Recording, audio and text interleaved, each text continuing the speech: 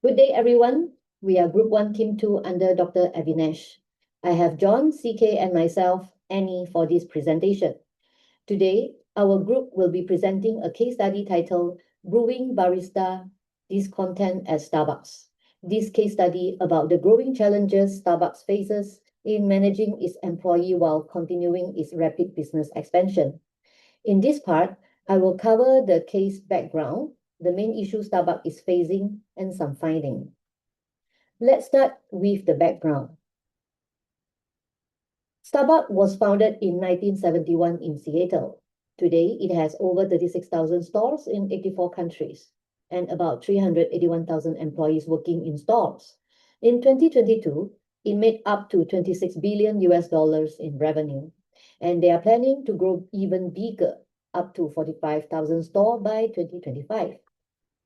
Starbucks has always promoted its mission to inspire and nurture the human spirit, one person, one cup, one neighborhood at a time. But despite this success, Starbucks has faced growing workplace challenges. Staff shortage are a major issue. Employees are expected to prepare an extremely complex menu with around 383 billion possible drink combination, which adds a lot of pressure during busy hour. Wages haven't kept up with inflation, making it hard for employees to manage daily expenses. On top of that, workers have raised concern about store safety and poor communication from senior management. As a result, many employees felt their voices weren't being heard. And when the company started closing some stores and fire some workers, people accused Starbucks of union busting. It even went all the way to Senate hearing. So the core tension is clear. A company that talks about being people first, while many employees feel that it isn't what actually happening on the ground. From a people and organization perspective, we can explain this using psychological contract theory. This refers to the unwritten expectation between employees and employers. Employees expect fair treatment, support, respect, and open communication, while employers expect commitment and good performance in return. In Starbucks' case, employees believed the company was no longer fulfilling this expectation. But the Starbucks leadership, especially Harvard, prefer a direct relationship with employees instead of going through a union. First is about brand and culture. Starbucks doesn't call itself a coffee company. They say they are in the people business serving coffee. Employees are even called partners, not staff. Harvard feels a union creates a middleman, and that doesn't fit this culture. Second, speed, trust, and clarity. Talking directly to employees means faster feedback, less miscommunication, and it makes employees feel like they're being heard directly, not through a filter. And third, remember, Starbucks isn't just selling coffee, they are selling an experience. And that experience is delivered by the barista, face to face with the customer. And if there is a disconnect between leadership and staff, customer feels it too. That is why Starbucks says direct connection isn't optional, it is the product. This connects to social exchange theory, which suggests that when employees receive trust, support, and respect from their organization, they respond with loyalty, commitment, and better performance. Unfortunately, although Starbucks encouraged direct communication, employees still felt a gap between what leaders promise and what they experience daily. And that gap weakened the relationship between management and frontline staff.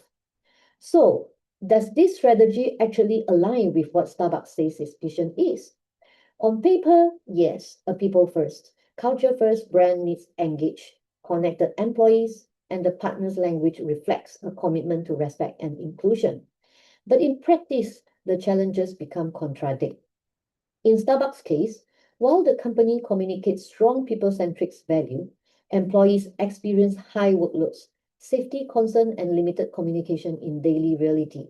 This mismatch between values and practice is exactly what eroded employee trust and contribute to unionization.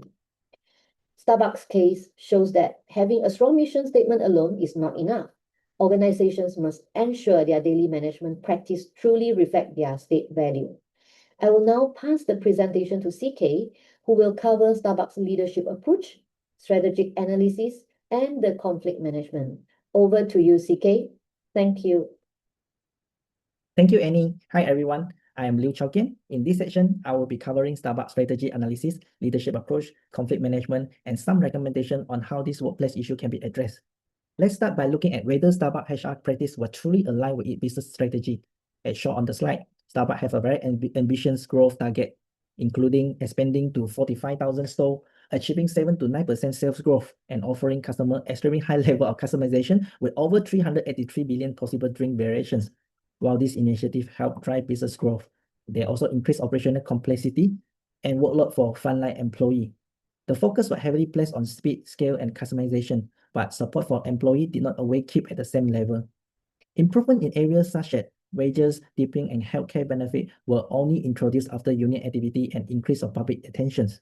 This showed that Starbucks was often responding to employee concern rather than proactively addressing them.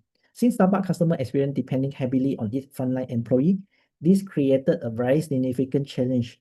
When employees are overloaded, stressed, or feel unsupported, service quality and employee engagement are likely to decline. Therefore, the key strategy issue that Starbucks invested aggressively in business expansion, but not always at the same level in developing and supporting its people, creating a big gap between growth ambition and workforce capability.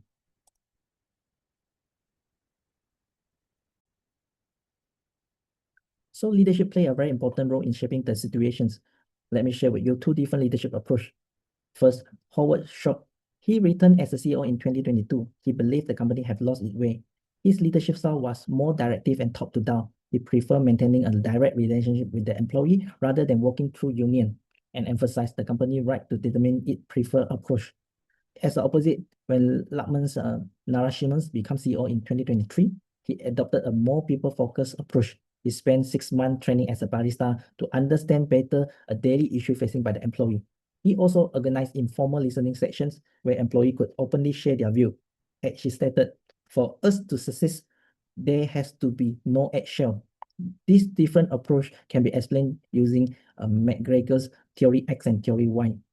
Schultz's approach align more closely with the Theory X, which assume employee require closest supervisions.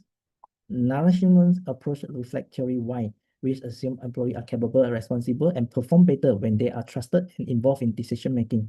Narasimhan also demonstrate a transformational leadership by leading through example, listening to employee and building trust. His actions show that effective leadership is not just about making decisions, but also understand and supporting people.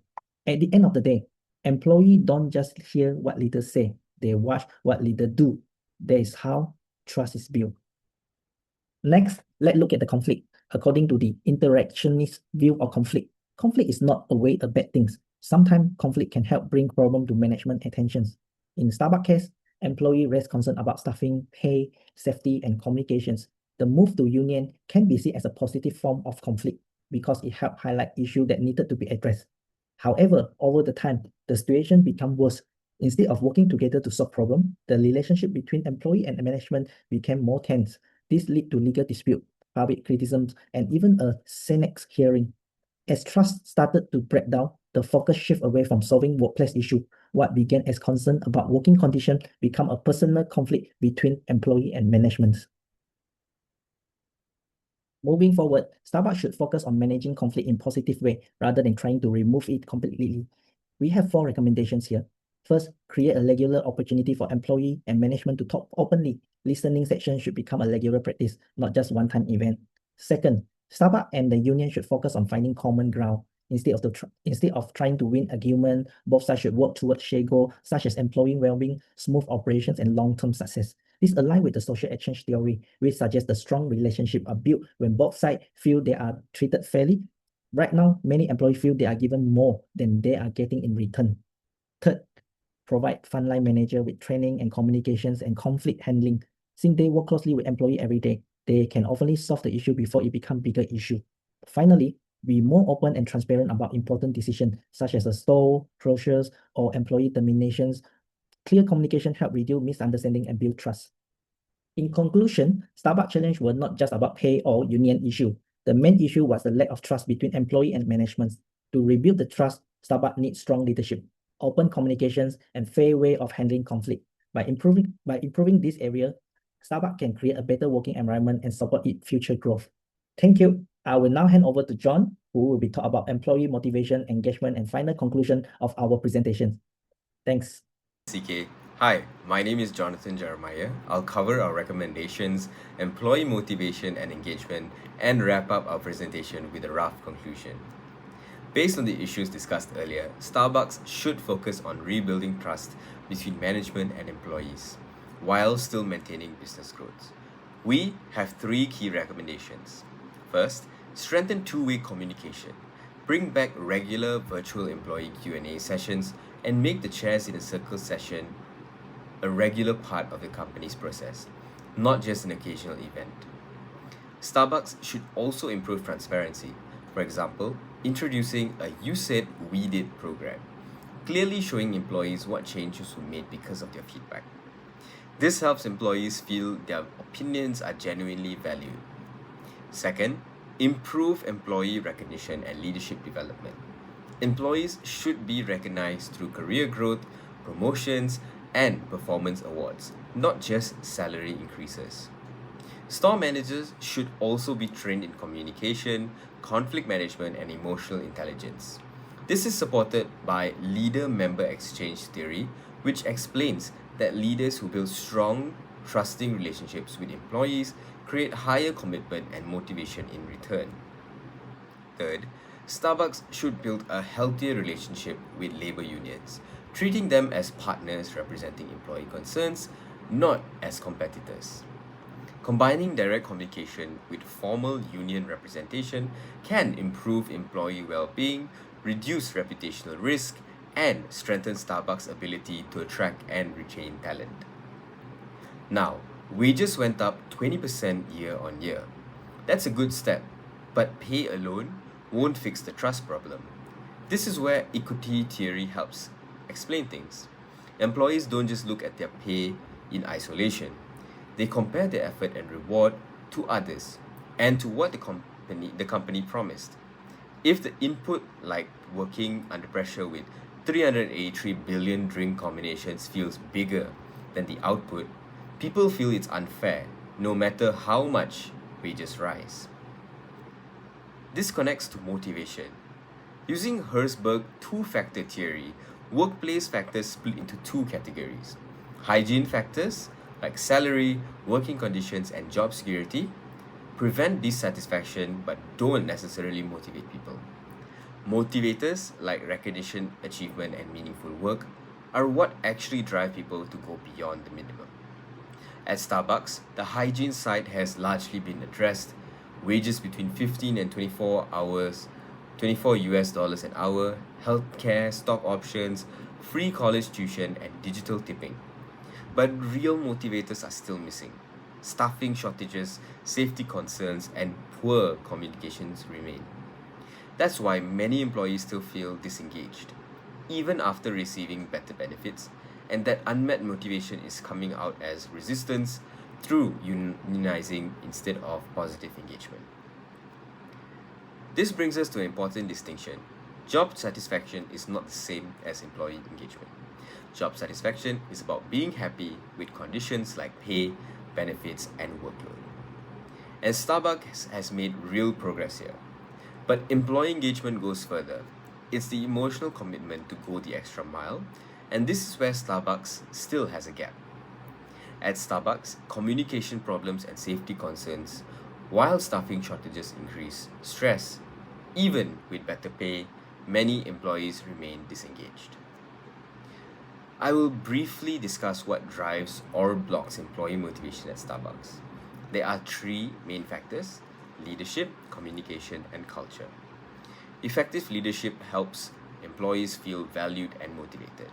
Communication should be a two-way, allowing employees to share feedback and concerns. A positive work culture is also important because employees are more engaged when company values match their daily work experience. To improve employee satisfaction and engagement, Starbucks should continue providing adequate staffing, strong safety measures, and consistent work schedules. The company should also create more opportunities for employees to share their ideas, recognize good performance, and involve staff in workplace decisions. To bring everything together, here are our key takeaways. 1. Workplace conflict at Starbucks isn't just a negative. It's a functional signal that surfaced real gaps between the company's stated value and also store-level reality. 2. Direct connections with employees and having a union aren't mutually exclusive. They can work as complementary channels. 3. Factors like pay and benefits have largely been addressed, but the real engagement requires ongoing investment in trust, recognition, and consistent leadership behavior. 4. Starbucks' long-term success depends on balancing its ambitious growth with equal investment in the people who deliver that growth on the ground, aligning with leadership, culture, and HR practices with its mission of putting people first. That's our presentation on brewing barista discontent at Starbucks. On behalf of Annie, Liu Chao Kian, and myself, thank you so much for listening.